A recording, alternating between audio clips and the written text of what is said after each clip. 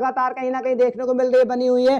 साथ ही साथ अगर बात करी जाए समाजवादी पार्टी की, तो समाजवादी पार्टी फिलहाल जो है मेयर के पद के लिए फिलहाल अभी खाता तक नहीं खुल पाया है। वही एक बार जो है उपचुनाव की तरफ नजर फिर से डाल लेते तो रामपुर की जो स्वार सीट है जहां पर विधानसभा का उपचुनाव चल रहा है, उसकी मतगणना भी लगातार जारी है। तो स्वार विधानसभा से समाजवादी पार्टी की जो प्रत्याशी हैं वो आगे निकल गए हैं। समाजवादी पार्टी के अनुराधा चौहान 370 वोट से आगे चल रही। अपना दल के शफीक अहमद अंसारी जो सुबह से लगातार बढ़त बनाए हुए, तो फिलहाल जो है वो अब पीछे हो गए हैं। तो अगर बात करी जाए दोनों सीटों की, जो दोनों सीटों पर जहां पर विधानसभा से उपचुनाव चल रहा है, तो दोनों सीटों पर कहीं ना कहीं समाजवादी पार्टी की जो है वो बढ़त देखने को मिल रही है। दोनों सीटों पर समाजवादी पार्टी जो है रामपुर सीट और मिर्जापुर सीट, दोनों सीटों पर कहीं ना कहीं जो है समाजवादी पार्टी की बढ़त देखने को मिल रही है। और समाजवादी पार्टी जो है वो परचम लहराती हुई स्वार सीट पे जो है अगर बात करें, जहाँ पर अब्दुल्ला आजम जो है उनके संसदीय क्षेत्र जाने के बाद में फिर वहां पर उपचुनाव वहां पे लगातार जो है वो देखा गया। तो उसके मतगणना जो है वो आज वहां पर हो रही है। जो मतगणना की बात करी जाए तो उससे अगर समाजवादी पार्टी की जो इस बार की जो प्रत्याशी है उनकी बात करी जाए, जो अनुराधा चौहान इस बार जो है समाजवादी पार्टी की वहां पर प्रत्याशी है, तो उनको लेकर के अगर बात करी जाए 370 वोट से तो जो है फिलहाल अपना दल है शफीक अहमद अंसारी को उन्होंने पीछे कर दिया है। और 370 जो वोट हैं उनसे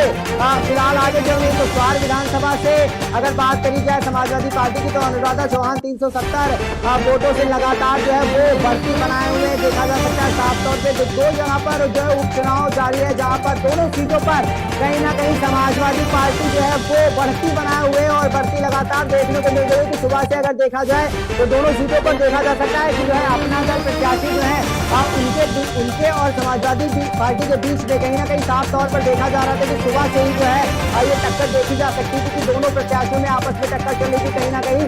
तो अब साफ तौर पर जो है जो आगे की अगर बात करी जाए तो अब साफ तौर पर देखा जा सकता है कि जो अनुराधा चौहान समाजवादी पार्टी से हैं तो वो कहीं ना कहीं जो है वो बढ़त बनाए हुए हैं। और साथ ही साथ अगर बात करी जाए जो मिर्जापुर की जो सीट है वहां से भी, तो वहां पर भी जो समाजवादी पार्टी है उसकी भी बढ़त लगातार जो है वो बनती हुई नजर आ रही। दोनों सीटें जो है इस बार जो उपचुनाव में है समाजवादी पार्टी जो है वो लगातार देखने को मिल रहा है कि बढ़ती बनाती हुई नजर आ रही है। और दोनों सीटों पर जो है कहीं ना कहीं समाजवादी पार्टी की जो बढ़त है, जो वोट है, वो कहीं ना कहीं जो है अपना दल को पीछे छोड़ते हुए नजर आ रहा है। तो शफीक अहमद अंसारी अब जो है वो पीछे हो गए हैं फिलहाल। वहां से अगर बात करी जाए तो अनुराधा चौहान समाजवादी पार्टी से हैं, वो फिलहाल जो है बढ़ती बना ली है।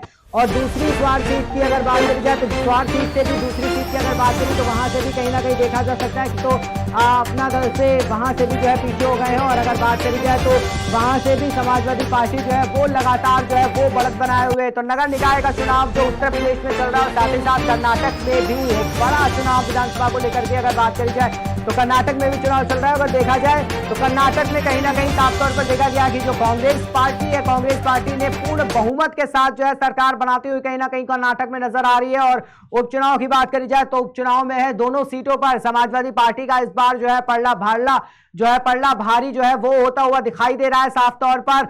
और वहीं सीधे तौर पर अगर बात करी जाए उत्तर प्रदेश में, तो उत्तर प्रदेश में नगर निकाय चुनाव को लेकर के तो बीजेपी कहीं ना कहीं बढ़त जो है वो लगातार बनाई हुई है।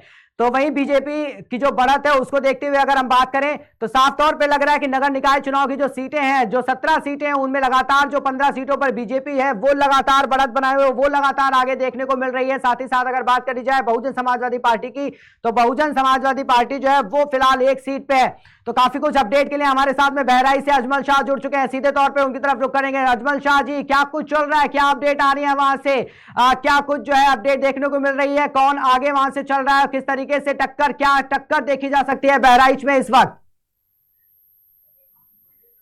जी निश्चित रूप से एक जो टक्कर देखने को मिल रही है वो भारतीय जनता पार्टी की जो प्रत्याशी है रही है सुधा देवी जी, और निर्दलीय प्रत्याशी जो कि निवर्तमान अध्यक्ष रही है रुबीना रेहा, सीधे तौर पर उनसे आमने सामने टक्कर दिख रही है। हालांकि अभी पहले राउंड का जो आंकड़ा है वो नहीं निकल कर आया है, राउंड चलने हैं, लेकिन अभी तक पहले राउंड का आंकड़ा नहीं सामने आया है। प्रयास किए जा रहे हैं कि अभी कुछ देर में ही पहले राउंड का आंकड़ा सामने आया, लेकिन फिर भी जो कयास लगाए जा रहे हैं बूथों को देखते हुए, एजेंटों को देखते हुए, उन लोगों के माने तो लगभग त्रिकोणीय मुकाबला यहाँ पर होने वाला है। समाजवादी पार्टी से जाहिदा खातून की प्रत्याशी थी, उन्होंने भी लगभग वोट काटे हैं, तो लगभग त्रिकोणीय मुकाबला बहराइच की सदर सीट पर देखने को मिल रहा है।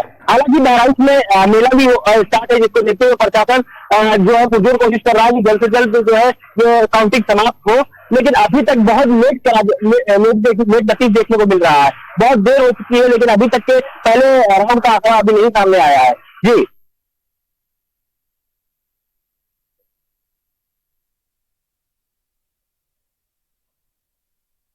मुकाबला चल रहा है, तो जिस तरीके से देखा गया था पिछली बार की अगर बात करी जाए तो जो निर्दलीय प्रत्याशी थे, निर्दलीय प्रत्याशियों में कहीं ना कहीं जो है जोर आजमाइश देखी गई थी। तो इस बार की अगर बात करी जाए तो बीजेपी का जो है नगर पंचायत को लेकर के जो पलड़ा है इस बार काफी जो है भारी करता हुआ दिखाई दे रहा है। तो बहराइच में भी क्या कुछ दिख रहा है कि बीजेपी इस बार क्या दमखम के साथ चुनाव जिस तरीके से लड़ते हुए नजर आई है, तो वो असर देखने को मिलेगा इस बार बीजेपी का। लेकिन मैं बता दूं कि पूर्व के चुनाव को देखा जाए, पिछली बार जो निकाय चुनाव हुआ उसमें जो है नगर पंचायतों की सीट थी वो कम थी। अब की बार 6 नगर पंचायत और 2 नगर पालिका परिषद के सीटें हैं, लेकिन भारतीय जनता पार्टी पिछली बार भी एक सीट पर भी कमल नहीं खिला पाई थी। लेकिन अब की बार जिलाध्यक्ष की खुद उनकी पत्नी भारतीय जनता पार्टी की जिलाध्यक्ष है केजरीवाल, उनकी पत्नी सुधा देवी खुद मैदान में थी बहराइच सदर सीट से, जिसको लेकर के पुरजोर कोशिश कर रही थी। कोई पूर्व मंत्री हो या मौजूदा मंत्री हो या विधायक हो, ये सभी लोग अपनी पूरी ताकत झोंक रहे थे कि यहाँ से सदर सीट से जो सुधा केजरीवाल है उनकी जीत हो। लेकिन अभी तक जो आंकड़े सामने आगे की जो प्रयास किए जा रहे हैं सामने आएंगे, उसके बाद ही कुछ फाइनल होगा कि कौन किस रेस में है। लेकिन फिलहाल अगर बात करें और सीटों की जनरल लड़ाई की, तो उन सभी से भी लगभग भारतीय जनता पार्टी और निर्दलीय प्रत्याशी में आमने सामने की लड़ाई देखने को मिल रही है। पिछली बार से अब एक भी सीट भारतीय जनता पार्टी ने जनता लड़ाई से नहीं निकाली थी, लेकिन अब की बार पुरजोर कोशिश कर रही है कि भारतीय जनता पार्टी जनता लड़ाई से ज्यादा नगर निकाय की सीट लेकर पहुंचे। जी, तो साफ तौर पे कहीं ना कहीं देखने को इस बार जो मिल रहा है, जो सीटें हैं तो कहीं ना कहीं बीजेपी पार्टी जो है वो लगातार इस तरीके से जो शुरुआती रुझानों की बात करी जाए तो वहां पर कहीं ना कहीं बढ़त देखने को मिल रही है, तो लगातार बनाए हुए। तो अगर निर्दलीय प्रत्याशियों की बात करी जाए तो साफ तौर पर जिस तरीके से पिछली बार के चुनाव की अगर बात करी जाए तो निर्दलीय प्रत्याशी नगर पंचायत की अगर खासतौर पर बात करी जाए तो निर्दलीय प्रत्याशी और बीजेपी में कहीं ना कहीं टक्कर देखने को मिली थी। लेकिन इस बार का जो है जो चुनाव है काफी दिलचस्प देखने को मिल रहा है, क्योंकि निर्दलीय प्रत्याशी और समाजवादी पार्टी और बीजेपी पार्टी में कहीं ना कहीं टक्कर देखने को मिल रही। आपको मैं बता दूं कि पिछली बार 2 बार एक ही परिवार के जो सदस्य विराजमान है बहराइच की सदर सीट पर, पहले हाजी रेहान थे और उसके बाद उसकी पत्नी हुई, तो दोनों ही बार बहराइच की सदर सीट पर निर्दलीय प्रत्याशी का जो पलड़ा भारी रहा। लेकिन अब की बार कहीं ना कहीं वो कमजोर दिख रहे हैं। कई बार वो कई जगह उनका विरोध प्रदर्शन भी देखने को मिला, वो लोगों ने विरोध प्रदर्शन किया। लेकिन अब की बार भारतीय जनता पार्टी की जो सुधा केजरीवाल है वो कहीं ना कहीं रोक में आगे निकलने को प्रयास कराए जा रहे हैं। जी ठीक है अजमल, आपके पास फिर हम एक बार आएंगे, फिर अपडेट लेने के लिए जल्दी हाजिर होंगे। तो देख सकते हैं आप जिस तरीके से बहराइच में भी जो अपडेट सामने आ रही है, त्रिकोणीय मुकाबला कहीं ना कहीं बहराइच में देखने को मिल रहा है। निर्दलीय प्रत्याशी और बीजेपी प्रत्याशी में जिस तरीके से अजमल शाह ने हमारे संवाददाता ने बताया कि जिस तरीके से निर्दलीय प्रत्याशी और बहुजन समाज पार्टी कहीं ना कहीं वहां पर खाता भी नहीं खोल पाएगी, और भारतीय जनता पार्टी और निर्दलीय प्रत्याशी में साफ तौर पर देखा जा सकता है जिस तरीके से टक्कर चल रही है। तो ये कहने वाली बात होगी। तो बीजेपी पार्टी लगातार जो अपडेट अपनी जो बनाए हुए, जिस तरीके से जो बढ़त बनाए हुए निर्दलीय प्रत्याशियों को भी कहीं ना कहीं जो है वो टक्कर सामने साफ तौर पर देखने को मिल